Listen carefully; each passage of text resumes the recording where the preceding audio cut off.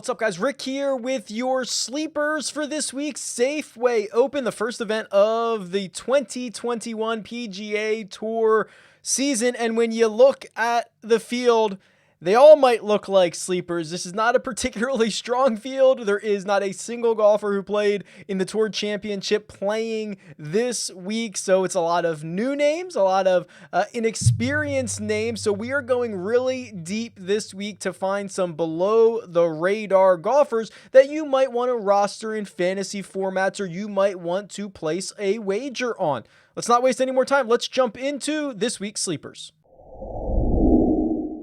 Let's start with Bud Cauley, who is 50-1 to win this golf tournament, and he has $8,600 on DraftKings. And Bud Cauley, unfortunately for him, is usually hampered by his lack of driving distance. He ranked 149th in driving distance last season, but Silverado Resort and Spa, a resort course, baby, that is a par 72, playing only 7,166 yards. It's the third shortest par 72 on the PGA Tour. So while it will still be a nice boost for those long hitters, the short hitters are certainly not out of it this week. And the rest of Bud Cauley's game is fairly solid, especially when you put him in this field. And he's been known to pop up a handful of times. In his 7 trips to Napa, he's never missed the cut, and more importantly, he has 2 top 7 finishes. So here's a golfer that I think can put it all together at one of the better course fits for him and make a little bit of noise this week at the Safeway Open. Patrick Rodgers is 66-1 to win the Safeway Open, and he's $7,600 on DraftKings. And I've already made it very clear that having a short par 72 does not require you to be a big hitter, but like any other week, it's going to be a benefit, and that's where Patrick Rodgers comes into play. He ranked 18th on tour in driving distance last season, and when you hit it that far, you usually spray it, and that's what Rodgers does, 179th in driving accuracy, but we are literally talking about a resort course here where the rough isn't too penal, right? I mean, this is where guys go on vacation, they sip some wine, they knock it around the yard and have a lot of fun. So bomb and gouge certainly becomes a viable strategy. And when you look at his last 12 starts, he's popped up with 5 top 25s. He's played this event on plenty of occasions. His 6th place finish in 2016 was his best finish, and this is going to be a really weak field. A lot of those top 25s came in much stronger fields than the one he's going to be playing in this week. So you've got skill set, you've got decent history, and you've got some decent recent form. Put it all together, and Patrick Rodgers is a decent sleeper.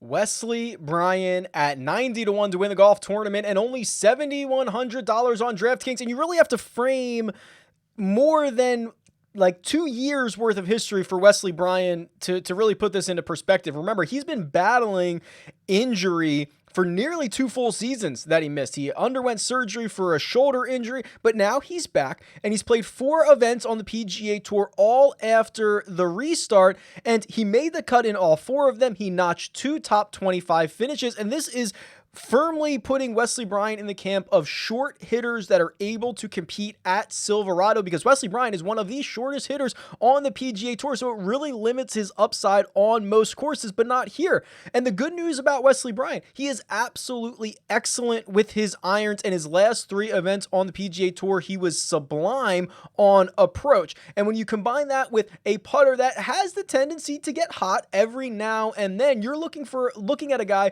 who can certainly outperform his expectation, find himself maybe in the top 10, top 15 this week at Silverado. And remember, he's won at basically every level he's played at. He's a PGA Tour winner. He won multiple times on the Korn Ferry Tour. That's how he earned his PGA Tour card, the 3-in-1-year rule. So Wesley Bryan is a winner. I think he's got a lot of upside in a field that most people are forgetting about him. Xin Zhao is 90-1 to win the golf tournament and $7,000 on DraftKings. And if you are looking for a safe option, you might just want to fast forward because Zhang is certainly no safe option. He's been rattling off missed cuts, including his last 3 events that he's played, but I'm looking at the ones that he does play well. The times that he makes the cut, he tends to pop, and the 2 most recent times in his last 5 starts include a T12 at the 3M Open and a T10 at the very difficult Memorial. And you look at what he has done here in Napa. He's made the trip here twice. He's made the weekend in both trips, and he finished 7th last year. He's the number 141 ranked player in the world. He is not going to be consistent. He's going to be all over the place. But if you're looking for that, if you're looking for someone to potentially pop off, win you a GPP, maybe go from 90 to 1 up into the top 5, up into the top 10, have a real ceiling week, you might want to consider Zhang.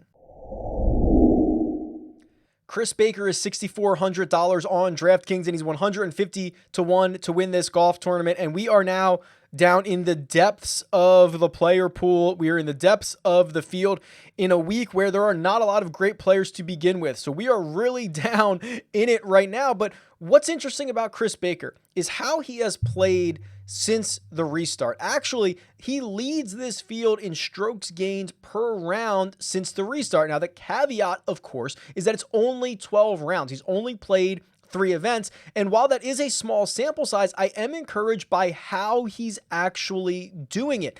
He's gained 1.17 strokes per round on approach in that stretch, and the only category that he's losing strokes in is around the green. So when you're expecting a birdie fest at a resort course, if you're relying on getting up and down for par, you're probably in trouble anyway. I like the way that he's hitting the ball. He's striking it well. He's a clear bargain at $6,400 on DraftKings, and you're really not asking him to do all that much from that price point. And even if you look at his top 10, top 20 number coming from a 150 to 1 outright, you're not asking Chris Baker to do more than he's capable of to cash your ticket or to provide value to you on fantasy websites. All right, that'll do it. My top 5 sleepers for this week's Safeway Open. Let me know who I got right, who I got wrong. There are plenty of names to choose from this week. You can tweet me at RickRunGood or leave a comment below. Best of luck this week, and I'll talk to you soon.